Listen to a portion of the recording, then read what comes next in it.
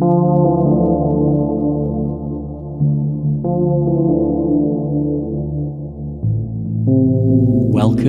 to Nature Therapy Online.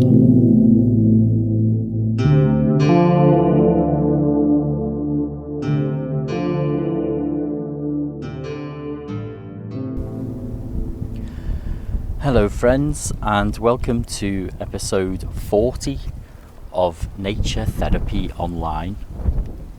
My name is Stephen McCabe and I'm an ecotherapist or a nature therapist, depending on what term you prefer, and I live in Midlothian in Scotland.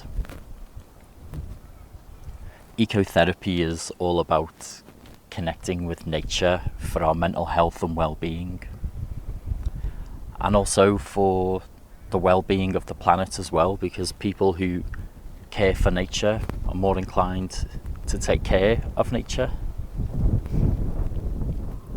And this week, once again, I'm in my back garden. I've not been venturing very far for these podcasts recently, have I? I'm lucky enough to have a good spot. I've got quite a low wall at the back of the garden and I can see over into fields, hills and trees. There's plenty to reflect on just here. You might be able to hear all those birds.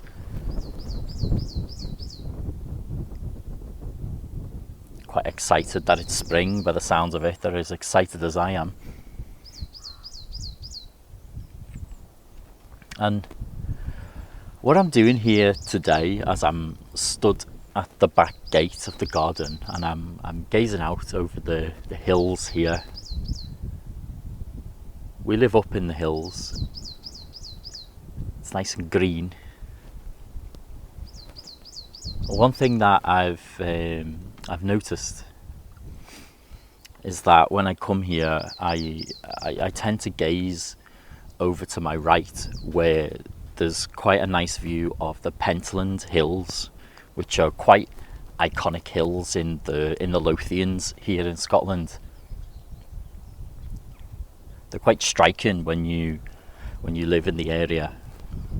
Very beautiful, shapely and quite dominant hills just outside of Edinburgh.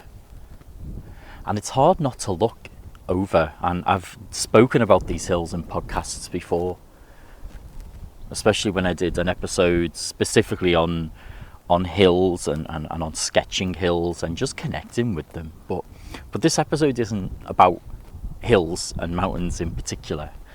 It's about this action that I find myself doing quite a lot when I'm at the back of this garden, and that's always looking to the same place. Perhaps not always, but at least often looking to the same place. My eyes are drawn to this magnificent hill over in the Pentlands. And I imagine it will always be a place that I gaze to back here. I've even set a little bench at the back here so that it faces the hill. And there's nothing wrong with having the places that we love to look at and that we connect with. I think that's a really beautiful thing, to connect in that way, to get to know the landscape deeply. But there's another side to it, I think. And just yesterday, I was thinking to myself, what a shame it was that I couldn't also see the Moorfoot Hills, which is another set of hills nearby. They're to the south of where I live, whereas the Pentlands are to the north. And just as I was thinking that, I gazed up right into the corner to my left instead of the right, where the typically attractive view is. And I looked really hard, and I looked just beyond the bare trees, over the corner, over the sheep, over the hills that are close by, and there in the distance I can actually see the Moorfoot Hills. It's there. And I've lived here not a very long time, not quite 2 years yet, but where I spend a lot of time at the back here, just looking out.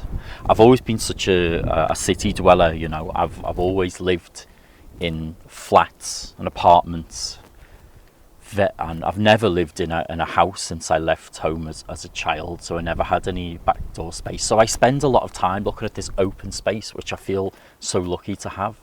And yet, even though I'm here all the time, looking out over the hills, I even come out in the winter when it's cold, I've never seen those hills, the Moorfoot Hills, even though I love to drive near to them. There's a reservoir nearby where I take the dog, I drive up there and I appreciate them. But until yesterday, I didn't know that I could see these particular hills from my garden. And even now, as I look and I gaze further, I can see even more of them than I saw yesterday. If I look closely, you see there's a big, huge, I wouldn't even call it a copse of trees, there's a woodlands next to a river, and that tends to be the furthest I've looked. But if I look really closely just over, I can see the outline of the Moorfoot Hills there. And there's a reason that I'm sharing this with you. As always, there's a reason, although sometimes I do just like to go off on a stream of nature consciousness, as regular listeners will know. And that's because I want to invite you to engage with the nature nearby to you in a really mindful way next time you either go outdoors or you even look outside your window. Try this over the next week or so. Notice how when we're in landscape that is familiar to us, usually especially the places that are the closest to home, how lazy we get with what we pay attention to. And this isn't just about sight, you know. Even if you don't have strong eyesight, or even if you're blind and you're relying on other senses, we do this with our whole experience of nature as well. We do this with the things that we listen out for, or perhaps places where we stop and use our sense of touch, or perhaps we tune in with scent and we're always looking for particular scents that draw us in and perhaps blocking out others. So my invitation is to go outdoors to a place that you go often, but shift your attention really deliberately. I want you to almost take a step back from your patterns and watch what you are tempted to look at, to listen to pay attention to. And when you notice, oh, okay, I always turn my head here, I always look down this part of the street, or I'm always listening to the crows, but are there any other birds I can hear? You know, notice what your patterns are in these local areas and shift when you notice. Shift it and open up to another experience, like I did here with the hills yesterday. Gazing out and looking over first at the Pentland Hills to the north, and then I just deliberately shifted my attention. I looked further than I usually look, and there is this whole new landscape right in front of me that I never noticed, and it's a really beautiful thing to know and to see and to appreciate, to know I can see these hills here because I love these hills. You know, I feel good when I see them. They're magnificent. And my bet is that you will notice the same.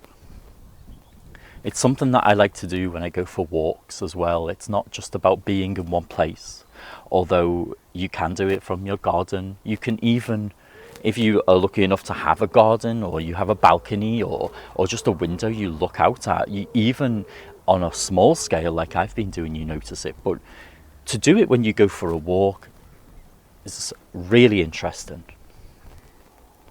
Our minds are just programmed to repeat experience. It seems to make life easier for us when we focus on the same things, and we make life more predictable and easier to navigate. And there's good reason for for that. I think it's part of our survival instinct, but it's also important for us to work hard from time to time to challenge that, because when we repeat the same experience all the time, we start to kid ourselves into thinking that we understand all of life and that we've seen it all and there's nothing new to see or experience, and it's just not true. This is what we do to ourselves. But we need to actively shift our attention elsewhere. We need to actively look elsewhere. What's here? What haven't I seen?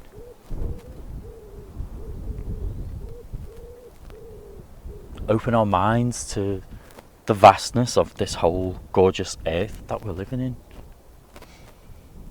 I'm going to try it again, just here with you now. I'm going to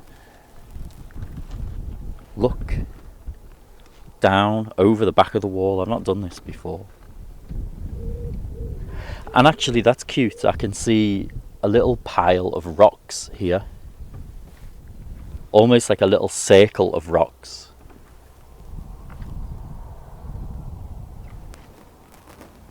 That gets my imagination soaring. How did those rocks end up in that little circle? It's very intriguing. That gets my imagination going. And regular listeners know that I like to work with imagination as well, with nature. But that's my invitation to you this week, folks. When you notice that you're repeating patterns and you're looking, hearing, listening even out for the same things, notice it and shift it. Listen out for something else. Look in the opposite direction. Challenge our lazy human thinking and see what happens.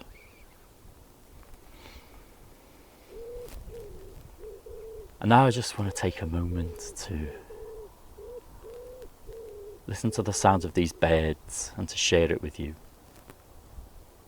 Of course, they'll probably stop singing now that I've invited them to. That's what they tend to do, but let's see.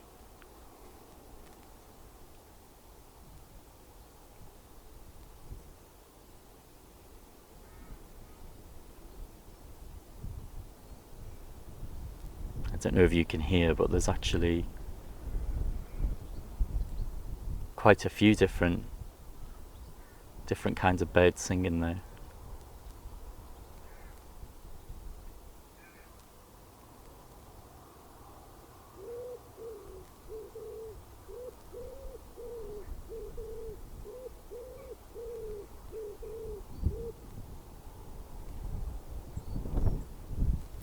Okay, folks. I hope you could hear those beautiful birds there and you didn't just get the sound of the wind.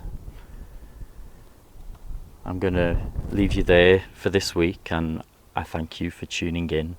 As always, I really appreciate you being here and tuning in and connecting from wherever you are. If you'd like to explore ecotherapy further with me, either through one of my online nature groups or courses or individually with one-to-one sessions, just head to naturetherapyonline.net. I'd love to work with you. Otherwise, please tune in again. Have a lovely week. Enjoy nature. Take care and bye-bye.